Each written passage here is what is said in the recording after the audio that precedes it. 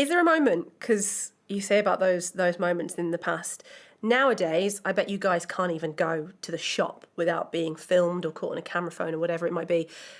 Is there a moment that you wish was caught on camera but never was? Yes. I really wish that the first, 3 or 4 years of Cliff Burton being in the band was documented more, because there's just not enough footage of him. There's not enough pictures of him. There's just not enough of him for people who are coming into Metallica and finding out about Metallica. There's just not enough information about him. And, if there's one thing that I actually have a regret about, is not documenting Cliff enough. But back then, we didn't know that it would be the situation that it is now, and so it would have been weird. It's like, hey, Cliff, come here. We're just gonna film you.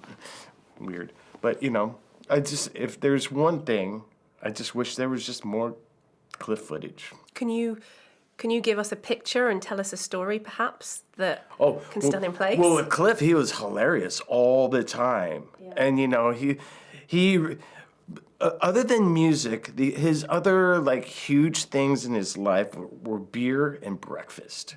He lived for beer and he lived for breakfast. He's always talking about beer and breakfast. And it was a funny thing, And I wish I would have had footage of him getting excited about, going to a pub, or whenever he had a plate full of food, he'd walk differently. He'd walk with a sense of urgency that I would just crack up, because it was just so weird to me. Yeah. Have you got anything to add, or would you like to add to that one? Any stories that you're like? He loved fishing and hammers as well. Yeah, he would take his little pocket fisherman on tour and find any little lake, and he carried a hammer in his suitcase.